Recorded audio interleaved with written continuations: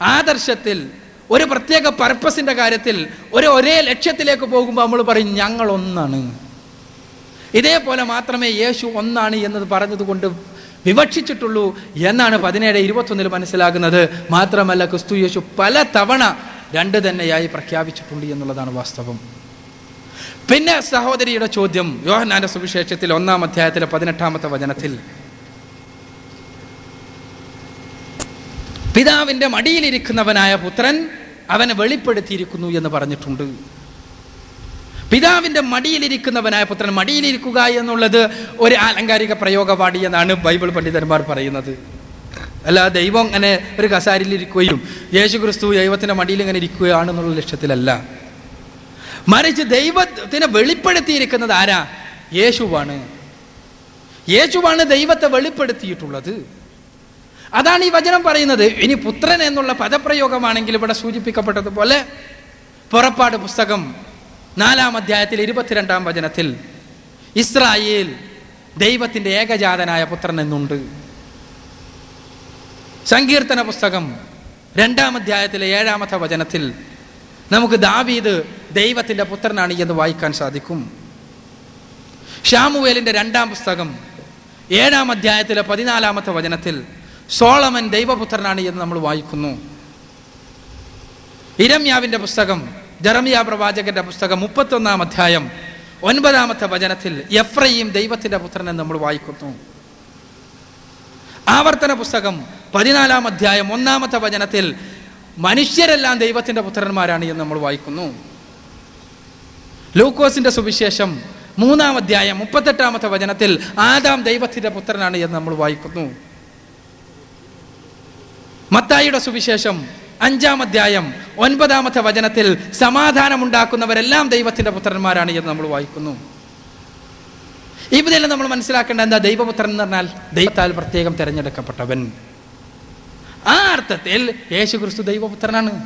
മാത്രവുമല്ല, യേശു സ്വയം ദൈവപുത്രൻ എന്ന് അവകാശപ്പെടുന്നത് നമുക്ക് ബൈബിളിൽ കാണാൻ സാധിക്കുന്നേയില്ല.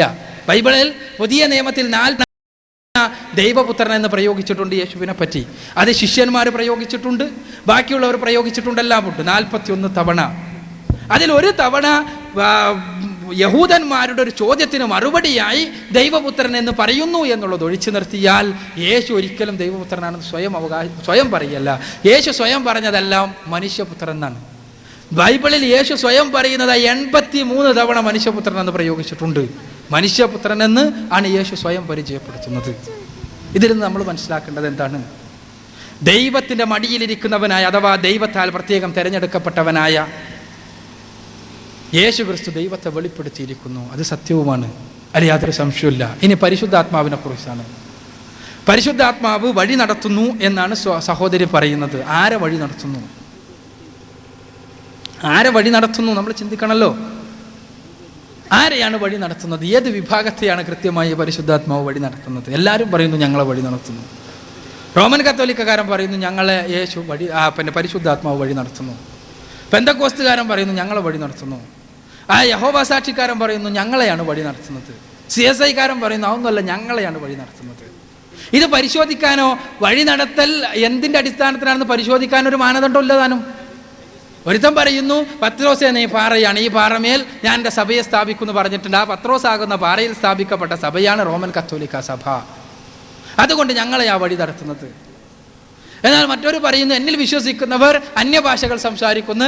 മാർക്കോസിന്റെ സുവിശേഷം 16-ാം അധ്യായത്തിൽ 17-ാമത്തെ വചനത്തിൽ പറയുന്നുണ്ട്. അപ്പൊ അന്യഭാഷ സംസാരിക്കുന്ന ഞങ്ങൾ പെന്തക്കോസ്തുകാരാണ് യേശുവിനാൽ വഴി നടത്തപ്പെടുന്നവൻ, അല്ല പരിശുദ്ധാത്മാവിനാൽ വഴി നടത്തപ്പെടുന്നവൻ. അപ്പൊ വഴി നടത്തുക എന്ന് പറഞ്ഞാൽ കൃത്യമായി ധാർമ്മിക മാർഗനിർദ്ദേശം നൽകലാകണം. ഓരോ വിഷയത്തിലും ഞാൻ നേരത്തെ പറഞ്ഞല്ലോ, വേദഗ്രന്ഥം എന്ന് പറഞ്ഞാൽ അതിനാ കൃത്യമായ ധാർമ്മിക മാർഗനിർദ്ദേശം. ലോകത്ത് കൃത്യമായ ധാർമ്മിക മാർഗനിർദ്ദേശം നൽകുന്ന വേദഗ്രന്ഥം നമ്മുടെ മുന്നിലുണ്ട്. പരിശുദ്ധാത്മാവ് അവസാനമായി അന്തിമ പ്രവാചകന് ദൈവത്തിൽ നിന്ന് അവതരിപ്പിച്ചു കൊടുത്ത വേദഗ്രന്ഥം. പരിശുദ്ധാത്മാവ് ദൈവത്തിൻ്റെ ഒരു മാലാഖയായിരുന്നു എന്നാണ് മുസ്ലിങ്ങൾ വിശ്വസിക്കുന്നത്. ദൈവിക മാലാഖയായ പരിശുദ്ധാത്മാവ് ദൈവം തമ്പുരാനിൽ നിന്ന് മാനവരാശിക്കു വേണ്ടി അന്തിമ പ്രവാചകന് എത്തിച്ചു കൊടുത്ത വേദഗ്രന്ഥം. അതാണ് ലോകത്തെ സകല സത്യത്തിലും വഴി നടത്തുന്ന വേദഗ്രന്ഥം എന്നുള്ളതാണ് സത്യം എന്നാണ് ഞാൻ സൂചിപ്പിക്കുന്നത്.